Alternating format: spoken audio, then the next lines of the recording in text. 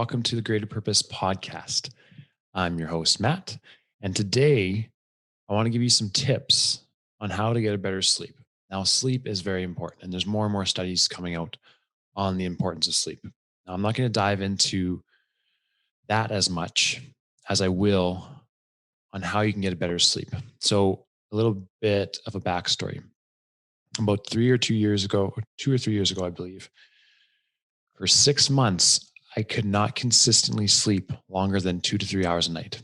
Now, how I felt when that was happening is tired, moody. Um, some other side effects, health wise, were starting to happen. So, what I tend to do when something like that happens to me is I dig deep into research and I start to experiment to myself on what could be helpful. And I can safely say now I consistently get as much sleep as I need. For me, that's around 7 or 8, sometimes 6. I can function on 6 still. People are different. I know Jaleesa, my wife, needs probably 8 to 10 to feel really, really good. But that's not what we're going to go into. Today, I want to talk about 5 tips to help you get a better sleep. Now, the first one, actually, most of these aren't going to be recommending any supplements or anything like that. They're going to be recommending habits. Now, it's important that you're consistent with these habits, even if they don't feel like they're working at first. Because with the consistency, as we often talk about, with consistency and time, that's where you get the results. The first habit is before you go to bed at night, write down 5 things you're grateful for. Okay. So when you focus on these things, what it does is it resets your brain to not be worried or anxious when you're going to bed. Because if you're worried and anxious when you go to bed, your brain's going to be moving, and it's really hard to sleep when your brain is working all the time. And this is dependent, honestly, on the personality I found. Some people can just turn that off. For me, I couldn't. So I needed to write down 5 things I was grateful for so I could refocus, have a different perspective on my day, and not be woken up by my brain at night. Next, avoid electronics 90 minutes before bed. So this can suppress melatonin. So melatonin is a really important thing for helping you sleep. Now, I have actually found that I can go on screens before bed and it doesn't really affect me. But I did implement this for a while and it helped me sleep better for a bit. I don't know if it's the thing or it's a combination. So this is also another thing. It might not be one habit that does it. It could be a combination of a bunch of different things. But these are ones that I have found move the needle forward in getting a better sleep. So avoid screens 90 minutes before bed. So it could simply be the blue light or the light from your screen that suppresses the melatonin, or it could be what you're watching. Maybe you're watching news and that gets your brain going and it gets you anxious. So whatever it is, try it out. There's just like any habit or any new thing you're trying, try it out for a while. If it doesn't work, try something else out. There's no set thing that's going to work. If you do want to watch, there is something called blue blocker glasses. They make it look really cool as well when you watch things, but you can get them on Amazon. They're just orange. And I think they make nicer looking ones now, but I have the orange ones. I used to use them for myself when I was struggling sleeping. The next one is find something you're going to be excited about in the morning. It could be simply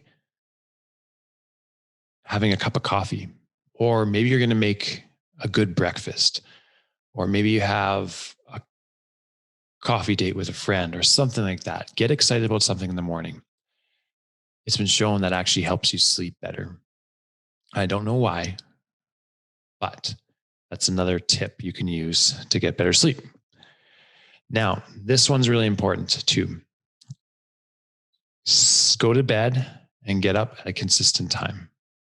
Now, this can be really difficult if you didn't sleep at night, but we all have this clock, this circadian rhythm that our body adjusts to.